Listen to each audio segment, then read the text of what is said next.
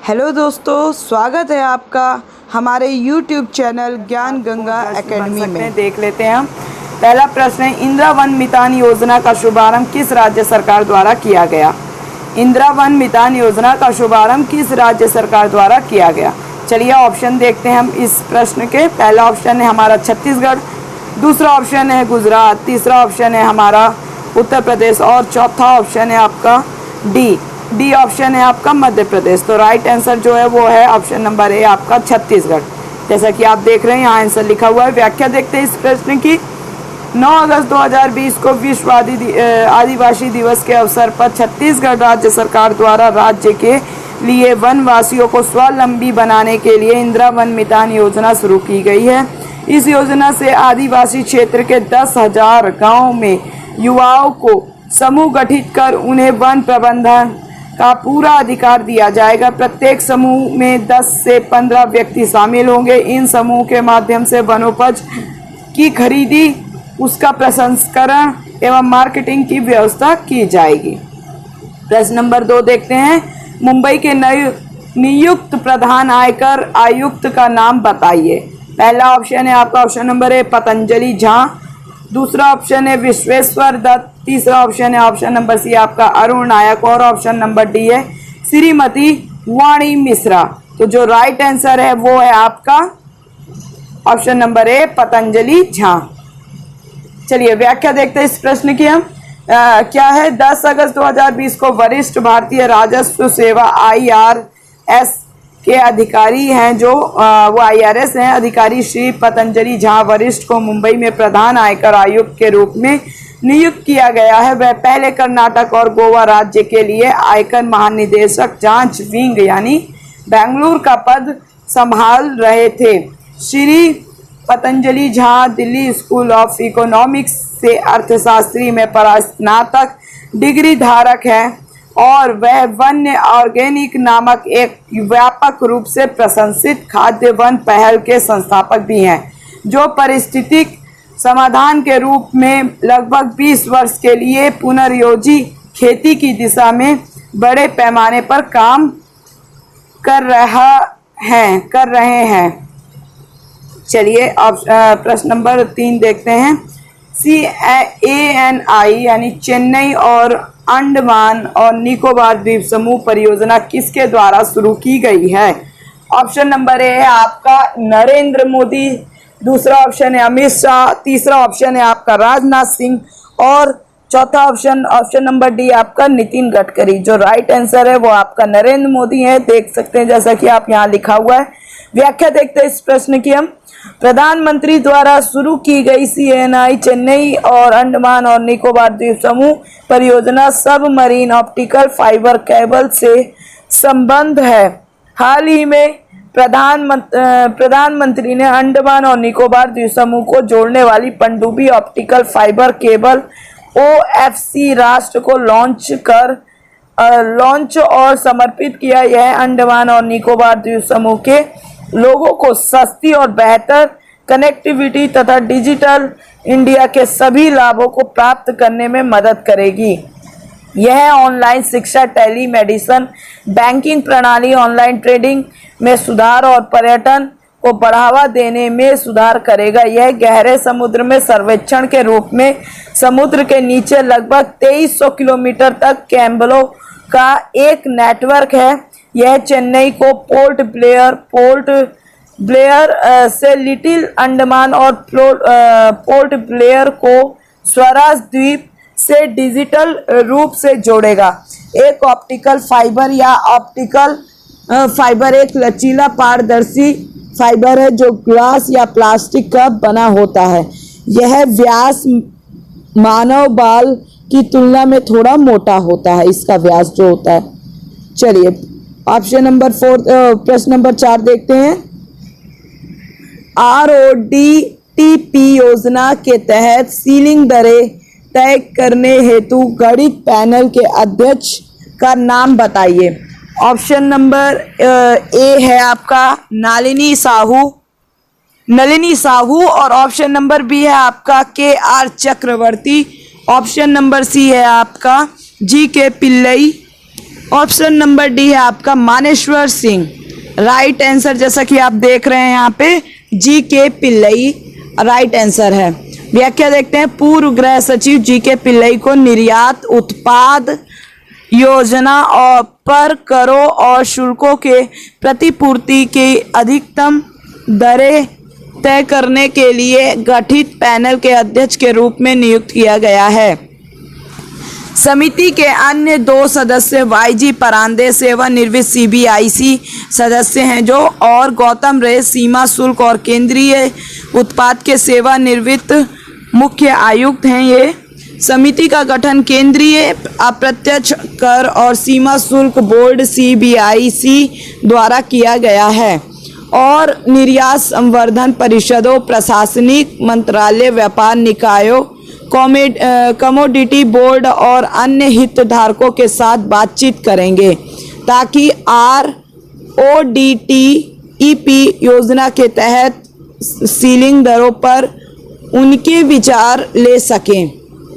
चलिए प्रश्न नंबर 5 की ओर बढ़ते हैं हम। किसने वायु गुणवत्ता प्रदान हेतु GIS आधारित प्लेटफॉर्म स्थापित करने के लिए बिहार राज्य प्रदूषण नियंत्रण बोर्ड के साथ समझौता किया है?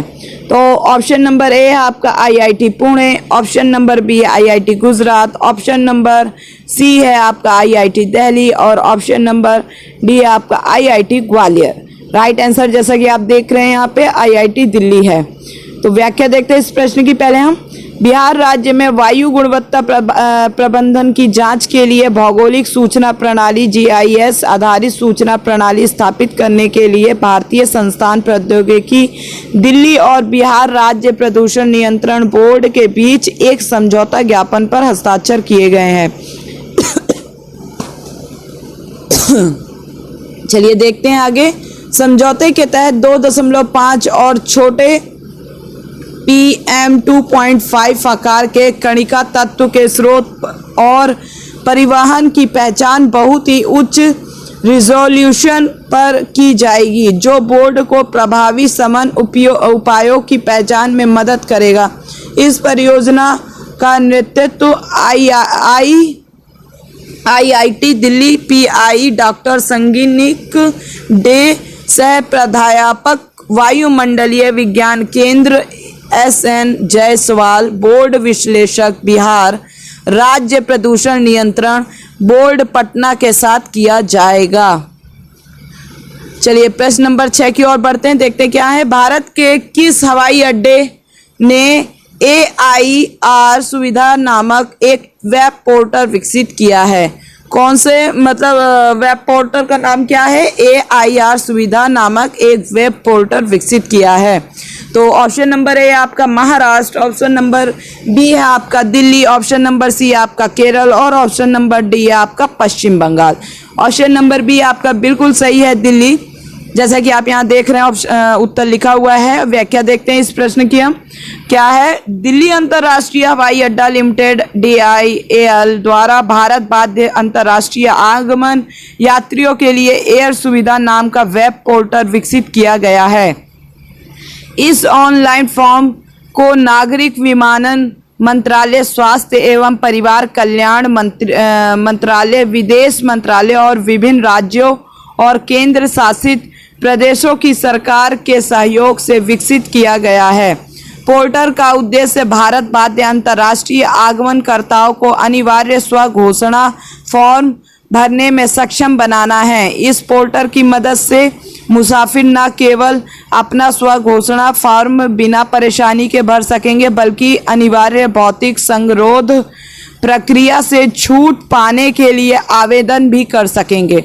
चलिए प्रश्न नंबर 7 की ओर हम बढ़ते हैं। देखते क्या है। अलेक्जेंडर लुकाशेंको किस देश के 6वीं बार राष्ट्रपति बने हैं? ऑप्शन नंबर ए आपका रूस, ऑप्शन नंबर बी आपका फ्रांस, ऑप्शन नंबर सी है आपका स्पेन और ऑप्शन नंबर डी है आपका बेलारूस। जो राइट आंसर है जैसा कि आप देख रहे हैं यहाँ पे लिखा हुआ है बेलारूस। व्याख्या देखते हैं इस प्रश्न की। अलेक्जेंडर लुकाशेंको बेलारूस के 6वीं बार राष्ट्रपति बने हैं। चलिए प्रश्न नंबर 8 की ओर बढ़ते हैं। देखते क्या है। IC इम्पैक्ट्स वार्षिक अनुसंधान सम्मेलन भारत और किसके बीच आयोजित किया जाता है? तो ऑप्शन ए है आपका कनाडा, ऑप्शन बी है आपका रूस, ऑप्शन सी है आपका फ्रांस, ऑप्शन डी है आपका अमेरिका। राइट आंसर जो है वो है ऑप्शन नंबर ए आपका कनाडा। जैसा कि देख रहे हैं यहाँ पे उत्तर लिखा हुआ है। व्याख्या देखते हैं इस प्रश्न की। आईसी इम्पैक्ट्स वार्षिक अनुसंधान सम्मेलन भारत और कनाडा के बीच आयोजित किया जाता है और इसे 6 से 7 अगस्त 2020 तक आयोजित किया गया था। इस वर्ष इस सम्मेलन की मेजबानी कोरोना वायरस महामारी के कारण की गई थी, जहां उनके बीच सहयोग को अगले स्तर तक ले जाने के तरीकों पर चर्चा की गई। सम्मेलन का आयोजन भारत कनाडा अभिनव सामुदायिक परिवर्तन और स्थिरता के लिए अभिनव बहुविषयक भागीदारी केंद्र आईसी इम्पैक्ट्स द्वारा किया गया था। विज्ञान और प्रौद्योगिकी विभाग डीएसटी आईसी इम्पैक्ट के साथ अनुसंधान के क्षेत्र में 2013 से सहयोग कर रहा है। इस साझेदारी का उद्देश्य दोनों देशों में समुदायों की आवश्यकताओं के समाधान के लिए सहयोग करना है। आईसी इम्पैक्ट्स के तहत दोनों देशों के बीच अनुसंधान सहयोग के प्रमुख क्षेत्रों में हरित इमारतें और स्मार्ट शहर, आग के दौरान इमारतों में रहने वाले लोगों की सुरक्षा के उपाय शामिल हैं। चलिए प्रश्न नंबर 9 की ओर बढ़ते हैं, देखते क्या है। मनी तोम्बी सिंह का हाल ही में निधन हो गया, वह किस क्षेत्र से जुड़े हुए थे? मनी तोम्बी सिंह का हाल ही में निधन हो गया, वह किस क्षेत्र से जुड़े हुए थे? चलिए प्रश्न नंबर ऑप्शन ए देखते हैं क्रिकेट, ऑप्शन बी देखते हैं हॉकी, ऑप्शन सी है फुटबॉल और ऑप्शन सी है आपका कबड्डी। राइट आंसर जैसा कि आप देख रहे हैं यहाँ लिखा है फुटबॉल। राइट आंसर है आपका ऑप्शन नंबर सी। व्याख्या देखते हैं। मनी तोम्बी सिंह जिनका हाल ही में निधन हो गया है, वह फुटबॉल खेल से संबंधित थे। वह भारतीय टीम में पूर्व फुटबॉलर, डिफेंडर और मोहन बागान टीम के कप्तान थे। वह हिंदुस्तानी एफसी टीम का भी हिस्सा थे। उन्होंने 2010 में दिल्ली सॉकर एसोसिएशन लीग खिताब जीता था। उन्होंने 2002 बुसान एशियाई खेलों में और 2002 में वियतनाम में एलर्जी कप में भारत का प्रतिनिधित्व किया। उनके खेल करियर की शुरुआत आर्मी बॉयज एंड सर्विसेज से हुई। और 10वां प्रश्न देखते हैं। चलिए हम क्या है लास्ट प्रश्न। राष्ट्रीय पोर्टल सुरक्षा मानव से किस जानवर के साथ संघर्ष में से संबंधित है? तो पहला ऑप्शन है आपका शेर, दूसरा ऑप्शन है आपका तेंदुआ, ऑप्शन नंबर सी है आपका हाथी, ऑप्शन नंबर डी है आपका सांप। देखिए अगर आपको प्रश्न ना समझ में आया हो तो फिर से देखते हैं। राष्ट्रीय पोर्टल सुरक्षा मानव से किस जानवर के साथ संघर्ष से संबंधित है? ऑप्शन ए है शेर, तेंदुआ, हाथी, सांप।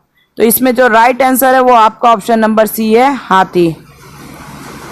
चलिए व्याख्या देखते हैं इस प्रश्न की। राष्ट्रीय पोर्टल सुरक्षा मानव हाथी संघर्ष से संबंधित है और इस पोर्टल का उद्देश्य वास्तविक समय पर जानकारी के संग्रह और सही समय पर मानव हाथी टकराव के निपटान का प्रबंधन भी करेगा। यह पोर्टल डेटा संग्रह प्रोटोकॉल, डेटा ट्रांसमिशन पाइपलाइन और डेटा विजुअलाइजेशन टूल सेट करने में भी मदद करेगा। राष्ट्रीय पोर्टल को विश्व हाथी दिवस के अंतर्राष्ट्रीय वार्षिक कार्यक्रम के दौरान लॉन्च किया जाएगा। हर साल 12 अगस्त को मनाया जाने वाला विश्व हाथी दिवस एक अंतर्राष्ट्रीय वार्षिक कार्यक्रम है जो दुनिया भर के हाथियों की सुरक्षा और संरक्षण के लिए समर्पित है। विश्व हाथी दिवस का लक्ष्य हाथी संरक्षण और पर लोगों में जागरूकता पैदा करना और जंगली तथा पालतू हाथियों के बेहतर संरक्षण और प्रबंधन के लिए जानकारी और सकारात्मक समाधानों को साझा करना। चलिए दोस्तों, अगर आपको ये वीडियो अच्छी लगी हो और चैनल में आप नए हैं तो सब्सक्राइब करना ज़रूर भूलिएगा मत। और ज़रूर करना है आपको सब्सक्राइब चैनल, जिससे कि बेल आइकन भी क्लिक करना है, जिससे कि नेक्स्ट वीडियो का नोटिफिकेशन और नेक्स्ट वीडियो सही समय तक आप तक पहुंच जाए। और वीडियो अच्छी लगी हो, प्रश्न अच्छे लगे हों, लेवल अच्छा हो वीडियो का प्रश्नों का, तो आप इस वीडियो को लाइक शेयर कमेंट ज़रूर करें। धन्यवाद दोस्तों, मिलते हैं नेक्स्ट वीडियो में। जय हिंद।